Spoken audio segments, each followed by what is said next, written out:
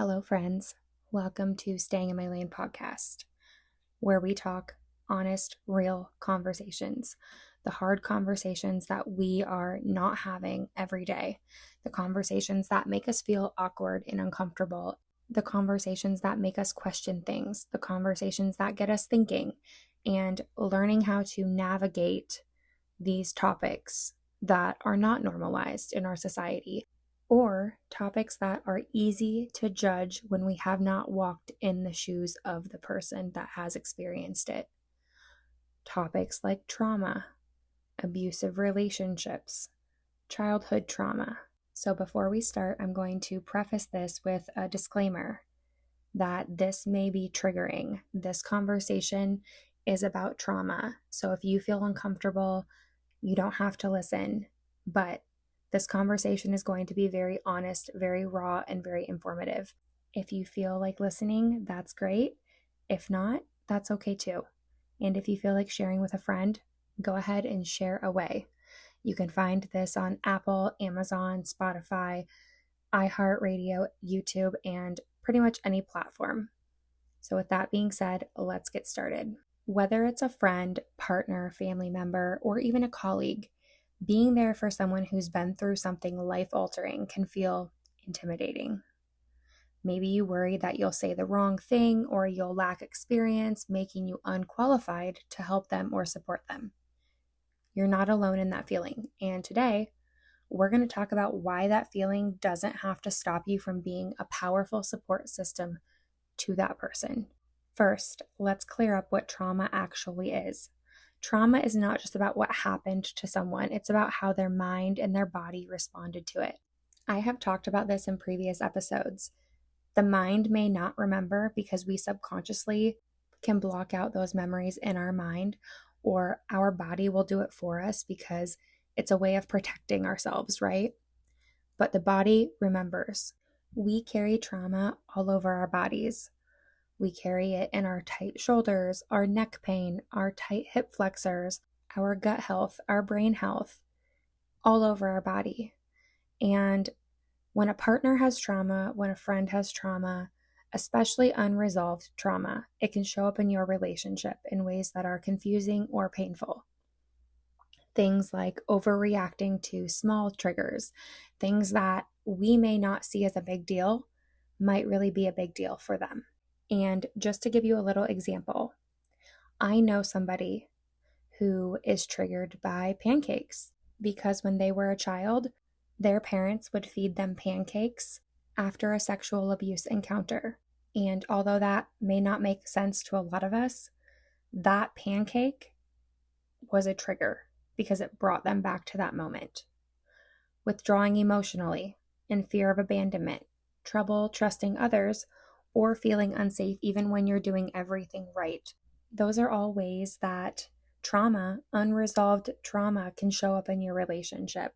And no, it's not your job to fix them, but it is your job to understand the context if you're going to be a supportive partner or friend. I'm not just speaking specifically towards relationships. However, this mostly is geared towards talking about being in a relationship with somebody who has been through trauma. When someone shares their trauma, whether it's an experience or confiding in you a trigger that they may feel because of a certain situation that they went through, maybe it's abuse, maybe it's loss, violence, or something else, it's natural to feel out of your depth. You might think, I'm never going to understand because I've never gone through this. What could I possibly say to be supportive and not make them feel bad? Here's the truth. You don't need to have lived it to support someone who has. Empathy does not require matching an experience. It requires presence, humility, and active listening. And I have something that might surprise you. Your outside perspective can actually be a gift. What I mean by that is, if approached with the right mindset, you're not clouded by the same pain, which means that you can be a steady, grounded presence for that person. You're also in a unique position to offer consistent support without being re-traumatized. Bring in perspectives that your friend, partner, or whoever may not be able to access in their current emotional state. Reminding them that They are not alone, even if their path is unique or if it has been difficult.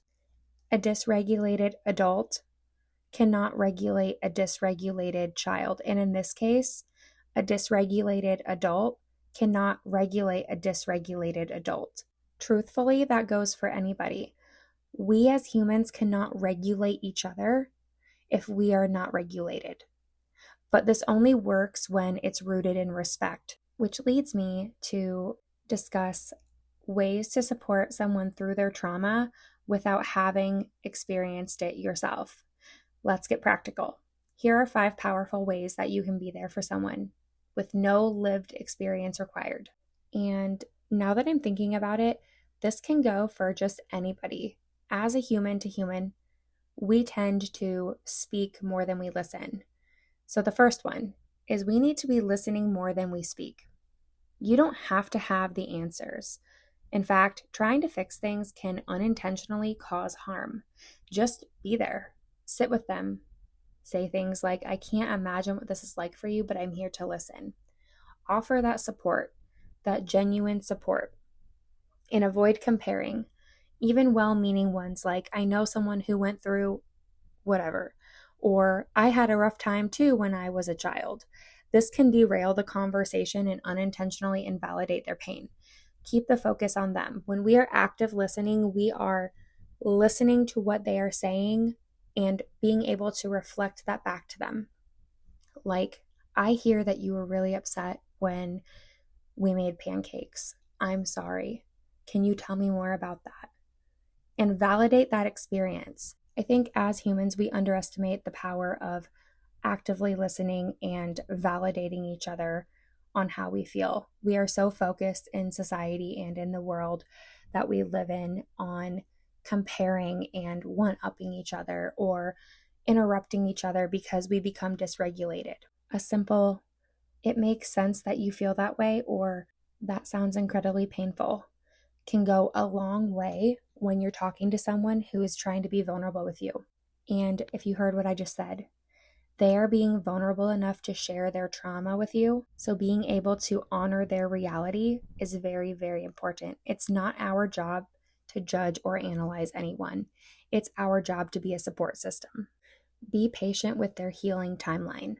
Healing is not linear. I've said that before. I'm going to say it. I'm going to keep saying it. They might seem okay one day and spiral out of control the next. Trauma does not operate on your schedule, and supporting someone means accepting that without the frustration or pressure. So, what does it look like when you say, make a joke, and that person suddenly shuts down, or you forget to text back and they spiral into anxiety, overthinking, and being overwhelmed?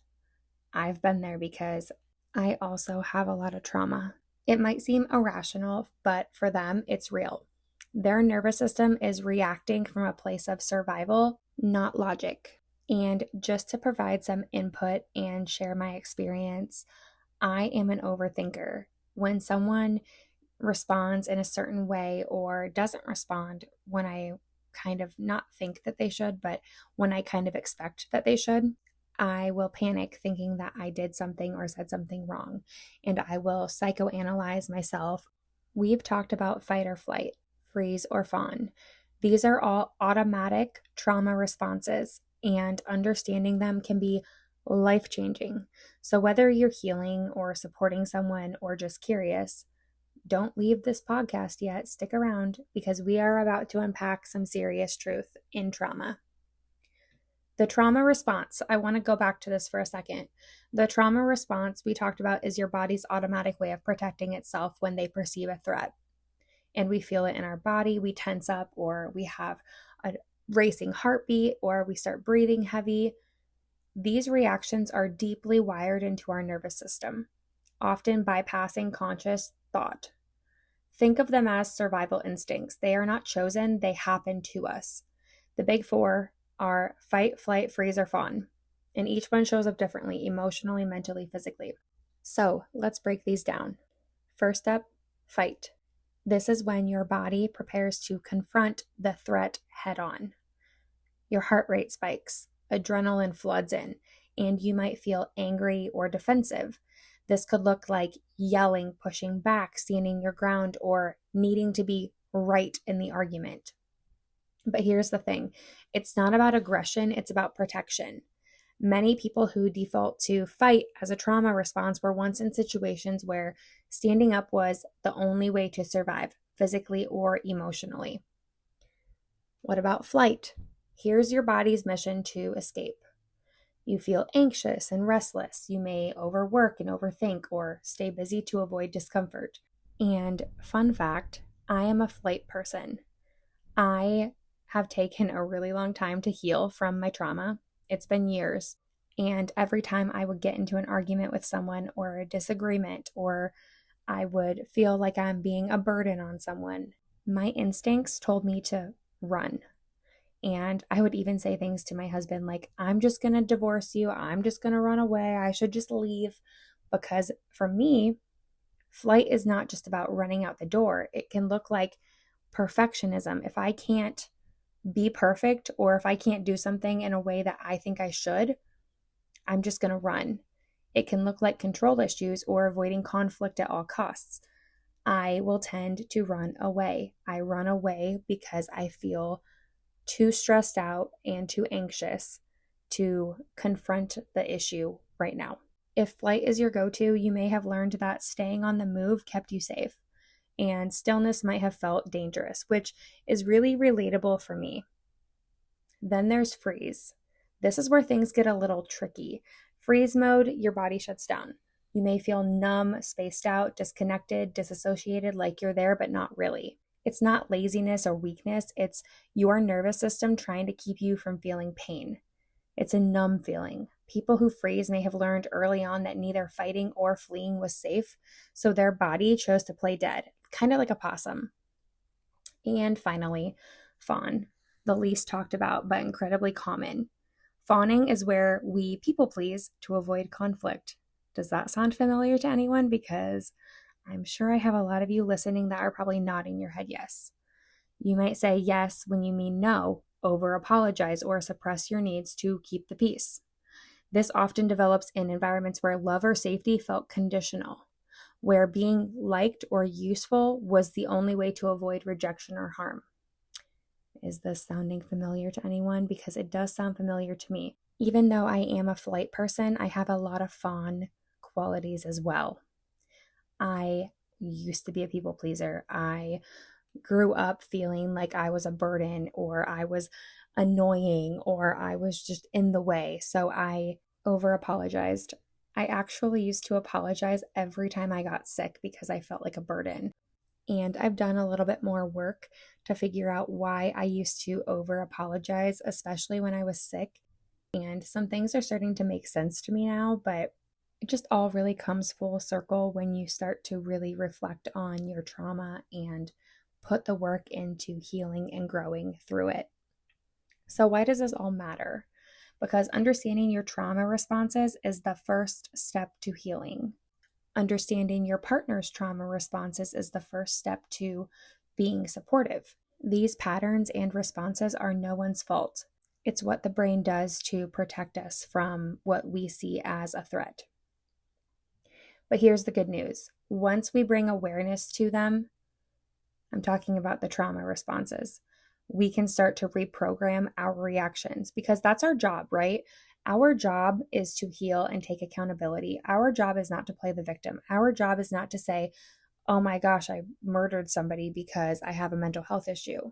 No, our responsibility is to work through, not around, through our trauma so that we can be the best versions of ourselves, not for other people, but for us. With therapy, mindfulness, somatic work, or just compassion towards ourselves and others, and more so right now, I'm talking about in a relationship. Having compassion with your partner allows us to learn new ways to support our partner through the roller coaster of healing through trauma. Showing up for our partner is all about practicing patience, building trust slowly, learning their triggers, not trying to fix them. You are their partner, not their therapist, not their mother. Support them in getting that professional help. Support them in creating healthy boundaries. Focus on being emotionally available, not solving the problem. But what happens when love feels heavy? Let's be honest, sometimes it's hard. This is exhausting, it's hurtful, it's confusing. That's okay. Your needs matter too. If you feel like you're walking on eggshells, for example, it might be time to have a gentle but honest conversation with your partner about boundaries and needs and going through the trauma, but also being cognizant of you. And that's okay to say, I love you, but I also am struggling to help you. Remember that mutual growth is possible, but only when people are willing to be accountable, open, and loving. And that goes for both people. Both people have to be willing to grow together. You may be thinking, what if my partner has issues that doesn't allow me to be supportive? So, for example, what if my partner has trust issues? How do we show up with empathy without losing ourselves in the process? Let's start with this truth. If you are dating someone who has trust issues, it's likely not because of you. It's because of what came before you. Maybe they've been cheated on or lied to, manipulated. Maybe trust was broken in childhood and it's not even from a romantic relationship. And that kind of betrayal, it really does linger. And it can be really painful, especially when you've suppressed or pushed that emotion down and that trauma down for so long. When you're the partner of someone who is carrying that kind of weight, you might feel like you're constantly being tested or you're paying a price for something that you didn't do. It's frustrating, I know. But here's the thing. You cannot love the fear out of someone, but you can learn to love them through it. Let's talk about how to actually navigate this in real life, in a real life relationship. Patience is going to be your superpower. And that can be so incredibly testing and difficult to do, but they may need more time to open up, more reassurance, and yes, more consistency as well. Trust isn't built in the big romantic gestures. It's the slow building over and over, even when it's inconvenient, even when you're tired. Transparency is everything. People with trust issues often try to read between the lines. That is me. I do that. Be as clear and direct as possible. Yes, from someone who has trust issues. Yes, yes, yes. Be clear about your intentions, your whereabouts, your feelings. That doesn't mean reporting your every move, but it does mean that you're open and honest and dependable. Avoid triggers. Don't play games. If they've been lied to or cheated on, flirting to them makes them jealous, or testing them, those things will backfire on you. This is someone whose alarm system is already sensitive. Don't push it further for the sake of drama. Don't take everything personally. This is probably the best piece of advice I can give anybody, not just in a relationship with somebody who's been through trauma or has trust issues or whatever, just in general. Don't take everything personally. And when we talk about the trauma, trust issues, the relationships, their anxiety or suspicion may show up in ways that sting or really hurt. You might hear things like, why didn't you text back right away? Who were you with? Where were you? Not taking everything personally and getting defensive opens a door instead of building a wall. Remember, patience is key. You deserve to feel safe too. Let me be clear. Being with someone who has trust issues is not a free pass for them to control you, accuse you, or create constant problems. There's a difference between compassion and self-abandonment. You both deserve a relationship where you can feel seen and heard. It's tempting to want to fix someone's pain, to love it away or prove yourself, prove that you're different. But the truth is that healing is their responsibility. I'm going to say that again. Healing is their responsibility. And I'm talking to the people who have unresolved trauma or trust issues, that is your responsibility. I have been in your shoes. I have had to work very, very, very hard at not taking it out on my husband. But to the partners, holding space is your responsibility. Holding space for your partner to feel safe so that they can heal is your responsibility. You can be kind without being a savior. You can be understanding without being walked on. and you can support their growth without sacrificing your own. You are not a doormat for someone to walk all over. Here's a simple equation that may help with this. Trust equals time plus consistency plus vulnerability. Time allows patterns to form. Consistency proves reliability. Vulnerability invites intimacy. And if you have all of that, that creates a safe, healing place in a relationship. If your partner struggles with trust, all three of these are essential.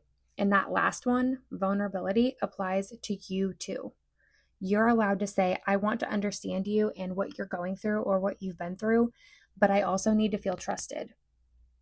Trust is built together, not in one direction. Having experienced a trauma around trust does not give you a free pass to walk all over your partner. Now we are about to go a little bit deeper. So, trigger warning that this discusses physical and emotional abuse. If you are dating a survivor of domestic violence, you may already know that this just isn't another relationship. It's the one where the rules are different, where trust takes longer, and where even small things can feel really big. You might feel confused, overwhelmed, or even helpless at times. You might ask yourself, am I doing this right? How do I support them without overstepping? And what if I trigger them? When someone has been emotionally or physically abused, this includes verbal abuse as well, in a previous relationship, it doesn't just go away when that relationship ends. Trauma has a way of sticking around, and I'm talking from direct experience. I was in an abusive, physically, emotionally, verbally, and mentally abusive relationship for about 4 years, and it was very incredibly difficult. I am just now in 2025, and I have been divorced for almost 10 years. I am still dealing with the aftermath of my trauma. And people who've been through domestic violence may flinch at sudden movements, apologize excessively for things that are not their fault, have trouble trusting even when you're doing the right thing, or shut down during conflict or intimacy. And the most important thing to remember is their reactions are not about you. It's about survival.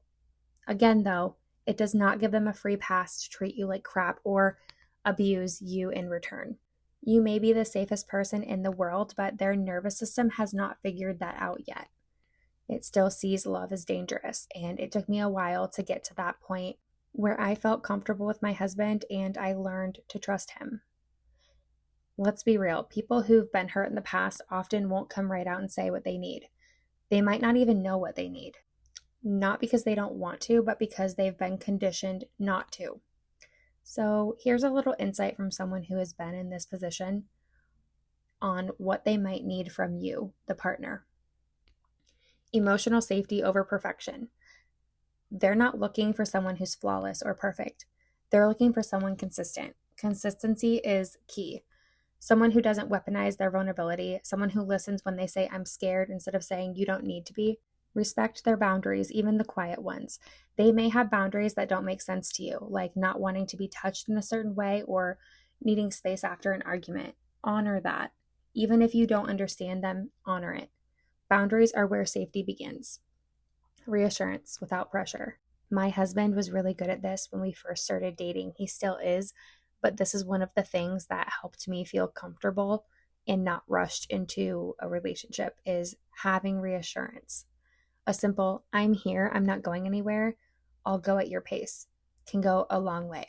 But avoid pushing them into trusting you. Let them choose again and again when they're ready. He was also very patient with me, and that is the last one. Patience. Real patience. There may be backslides, good weeks, and really hard ones. Because remember that healing is not linear. The work is long term. The question is, can you walk that with them without needing it to look perfect? I think this is a really good time to pause because your needs matter too as the partner who's supporting a survivor. This does not mean becoming their therapist or suppressing your feelings to avoid triggering them or tolerating emotional, physical, verbal, or mental abuse without boundaries. It's not okay for them to walk all over you and treat you like a punching bag because they've been through pain and trauma. Yes, they've been through pain, but you deserve emotional safety and physical safety. You are not their punching bag. You need clear communication, mutual respect, and a space to express your own needs and emotions. Sometimes the healthiest thing that you can do for the both of you, not just one or the other, is encourage them to seek therapy or trauma-informed support. Go to couples counseling, but also go to individual counseling. Have a table talk. And for me, couples counseling was a trauma for me because I went to marriage therapy with my ex-husband and he made it look really good during the session, but as soon as we left, it was abusive. And for me, going to couples counseling made me really nervous. And even individual counseling, I had to take a long time to seek that and be ready to go do that, which even as a social worker, I'm going to say I've needed therapy. Love is powerful, but it's not a substitute for healing work. Even as a professional in this field myself, I still needed healing help from somebody outside of my relationship. Now, as we think about supporting our partner and being the person that can be empathetic and understanding and patient, what happens when it's hard to do that? When it's hard to be supportive or hard to understand or respect our partner? Just giving a little bit of an opposite perspective. What happens when you're opening up about your trauma and your partner just doesn't get it? Or worse, they dismiss it. So we're going to go from the perspective of having a partner who doesn't understand your trauma. For example, they say things like, you're being dramatic, or that was a long time ago, why are you still talking about it? Or can't you just get over it? If you've heard those words or felt that energy, that's hurtful, and nothing cuts deeper than opening a wound and realizing that the person you love doesn't know how or doesn't want to hold it with care. Let's talk about what we can do when the person you're with doesn't understand or respect your trauma. Before we go any further, I want you to hear this. You are not too sensitive. You are not too weak for still carrying the weight of what happened. You are not too difficult for needing understanding, patience, or space. Trauma, whether it's emotional, physical, or psychological, is not something you just get over. It changes how your brain processes safety, trust, and intimacy. And in some cases, it can actually change your brain chemistry. So if your partner doesn't understand that yet, it doesn't mean you are broken. It means they might have some emotional growing to do as well. However, I'm going to say this with your partner not understanding or respecting, it still does not give you a reason to treat them disrespectfully or in a way that comes off aggressive or demeaning. We can't meet negativity with negativity and expect a positive result.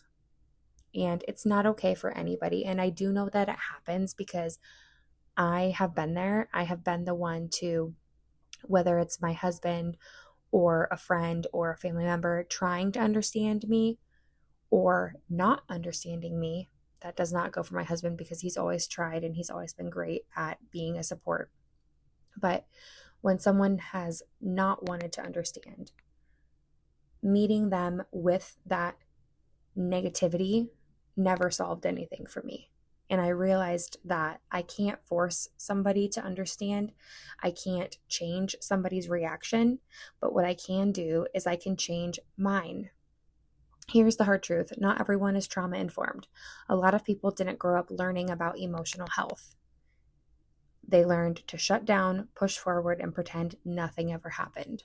So when they see you expressing pain, vulnerability, or fear, they don't know how to handle it because it's uncomfortable. That lack of understanding can show up in some painful ways. Minimizing your trauma, avoiding the topic, dismissing, getting defensive or impatient, or trying to fix you instead of listening to you. But here's the line that cannot be crossed. A lack of understanding is one thing. A lack of respect is something else entirely.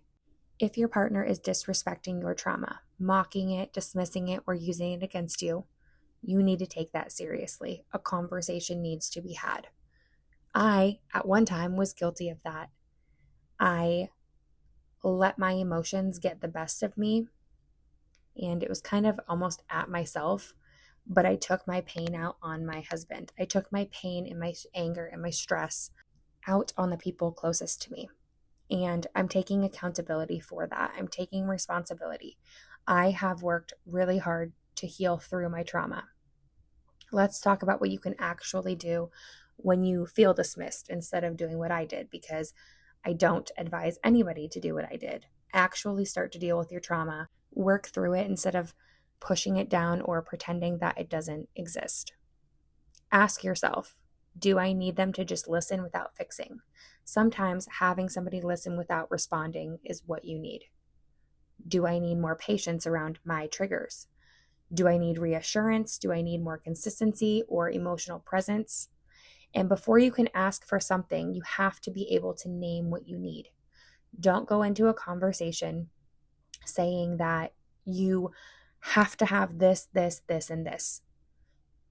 Take a minute, calm yourself down, and be able to have names for what you need and how you need that to be conveyed, because this can all kind of be tied back into how we see love, how we feel love, and the love languages. Not everybody is going to feel supported, feel love, feel compassion the same.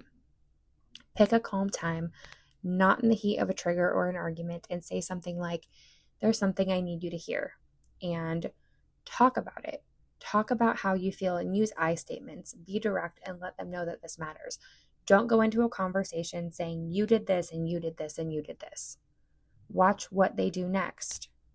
Watch how they treat you. But also be cognizant and take accountability for how you are treating them in return. We are not mind readers. We don't know what our partner is feeling, whether it's a partner with trauma or not. We can't get defensive because they can't read our mind. When we are in healthy relationships, we can have these uncomfortable conversations. It may take time, and it does not just happen overnight.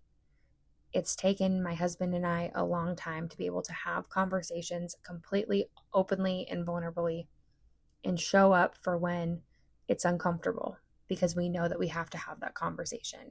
Set a line and mean it. If they keep crossing your boundaries or using your trauma against you, it's okay to say, hey, I've shared something really private with you, and if you can't treat me with respect, this relationship doesn't feel safe for me. That's not a threat, that's a boundary. Kind of the same how when a family member doesn't respect my boundaries, I say, hey, I can't talk to you or continue this conversation or continue to have you around me if you can't respect my boundary. Boundaries are not punishments. Boundaries are necessary and critical for self-care. They encourage healthy relationships. Talk to a therapist, join a support group, tell a trusted friend.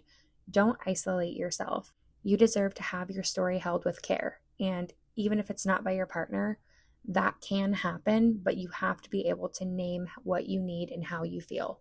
Now, as I talk to the partners of people who have trauma, your partner is not a project. They are a person, and they are a person who needs you to make space for their trauma, including the parts that still hurt sometimes.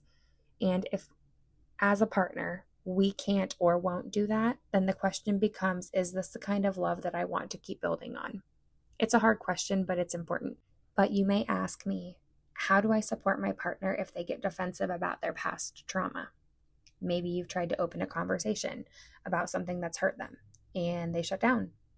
Maybe they snap, they push you away emotionally or physically, which is not okay to ever put hands on anybody. I have been in blackout moments where I have done that to protect myself. I'm not saying that's okay, but I've had to work really hard to get past that.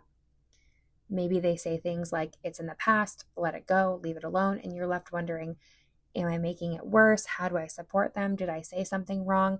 How do I help them feel safe without forcing them to talk about their trauma? When someone has experienced trauma, especially emotional or relational trauma, they've often learned that vulnerability equals danger. So when you bring up the topic, even gently, their nervous system shoots up with adrenaline, and it might respond with, whoa, this feels like a threat. I don't need to talk about this. I don't want to feel weak or exposed, and I need to protect myself. If I could give you a visual representation, it would be putting up a shield or hiding behind a brick wall. So they might change the subject. They might shut down emotionally, get irritable or angry, or say things like, I'm fine, just drop it. But here's the truth. Defensiveness is not rejection. It's protection. Defensiveness is not rejection, it's protection. And that can be applied to any situation with any human.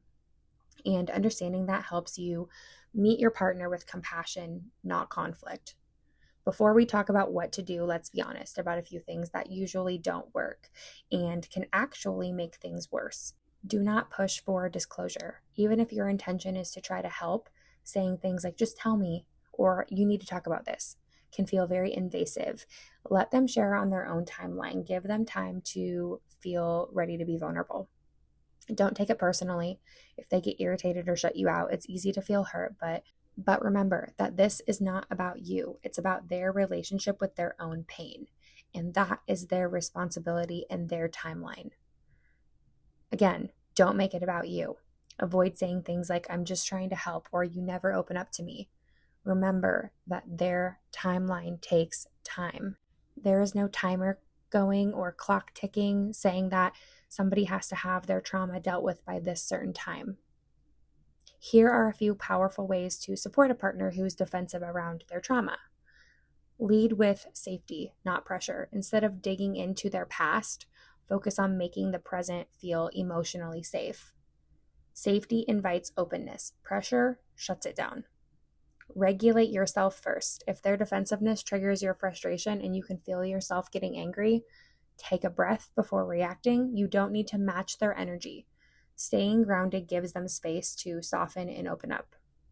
That response does two things. It shows that you respect their boundary, and it leaves the door open for future conversations.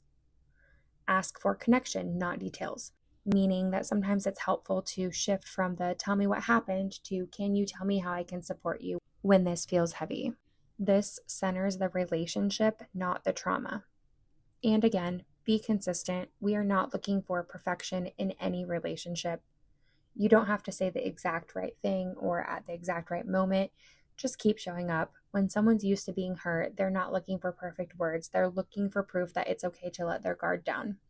They're making sure that you're not going to run away and leave, and that you are going to stay and be consistent. I want to make one thing really clear. You can offer support, but you can't do their healing for them. You can be trauma informed, but you can't be their therapist. You can love them deeply, but they have to do the work of healing for themselves. Sometimes the best thing that you can do is just love them where they are, meet them where they're at. It's all about meeting people where they are. We cannot force somebody to change or heal or say or do the thing that we want them to. Remember that you deserve to feel safe too.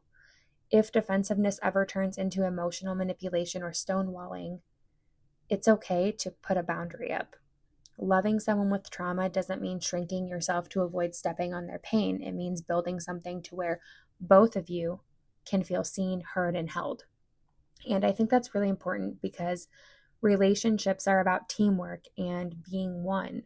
So in order for trauma to heal, and in order for you to make progress in your relationship, it takes both people putting energy and effort into the relationship. It's not always going to be easy, especially if there's children involved.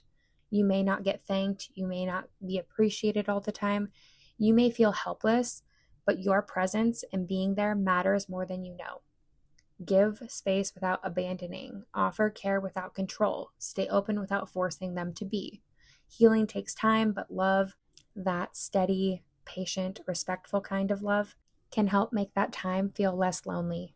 Love doesn't make healing easy, but it can make it worth it. Let's jump into one more thing. Love does not erase pain. It doesn't fix trauma. It doesn't magically make things better. But what love can do, if it's real, grounded, and mutual, is create the safety to do the work. In healthy relationships, healing looks like saying, I'm scared, but I'm here. Listening even when you fully don't understand. Apologizing not because you're wrong, but because you want to reconnect. And that was a really hard one for me to learn. Showing up on the days when your partner pulls away or shuts down, that's hard too. Healing together means not abandoning the process or each other when things get messy, even if you feel like quitting, because it will get messy, but it's possible to heal together. Healing together isn't some perfect Instagram-worthy moment with matching robes and side-by-side therapy sessions. Most of the time, it looks like one of you crying at 1 a.m. while the other is just holding space, having the same argument over and over again, but recovering faster, taking breaks in the middle of a fight, taking that hour to walk away so you don't say something that you'll regret later, choosing to talk after an argument has passed instead of staying silent for days. Here's the thing, healing together is less about avoiding the pain and more about learning how to move through it, not around it, without turning away from each other. Let's talk about one of the most common dynamics. One or both of you is carrying old wounds. Maybe it's trauma from childhood, maybe it's a past toxic relationship, maybe it's betrayal inside the current relationship. Maybe it's hurting each other because you are both hurting, or you feel like you're competing with each other instead of on the same page. Whatever it is, healing together starts with mutual compassion. If you're still the one hurting, remember, it's okay to need time. It's okay to have triggers, but it's also okay for your partner to have feelings too.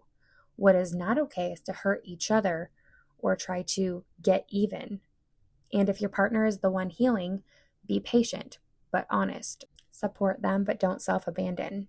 Hold space, but also hold your boundaries, because the end goal is not for one person to carry the emotional weight of both people.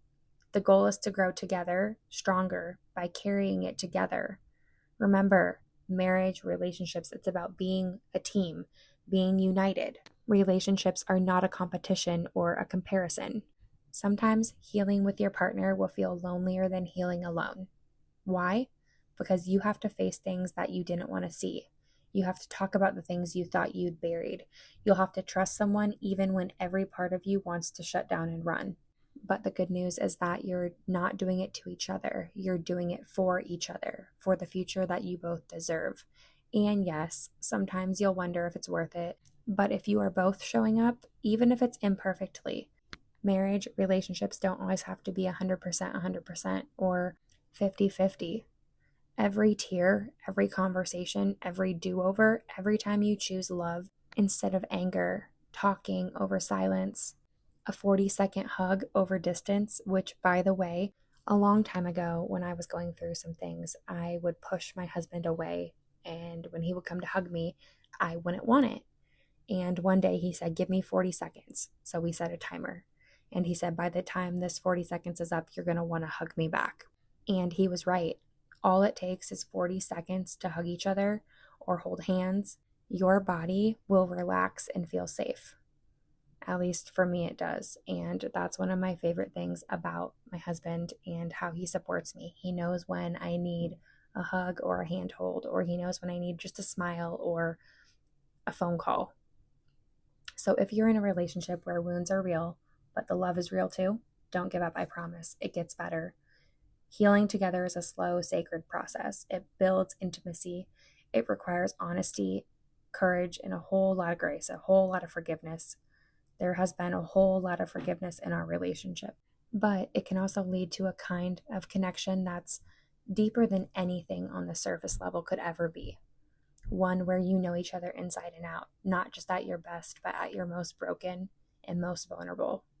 And you still choose each other every single day. Whether it's hard, whether there's screaming kids or dishes in the sink or there's laundry piling up, you wake up and you choose each other through the chaos, through the mess.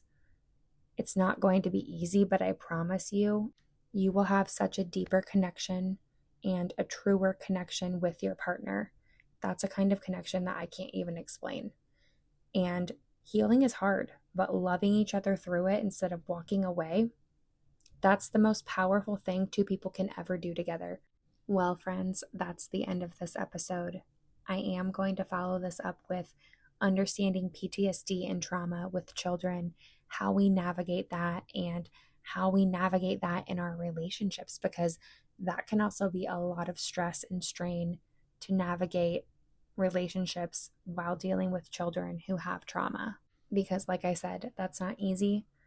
This is not easy, but it's possible. We can support and love each other and heal together, even if it's hard. So with that being said, I will see you later.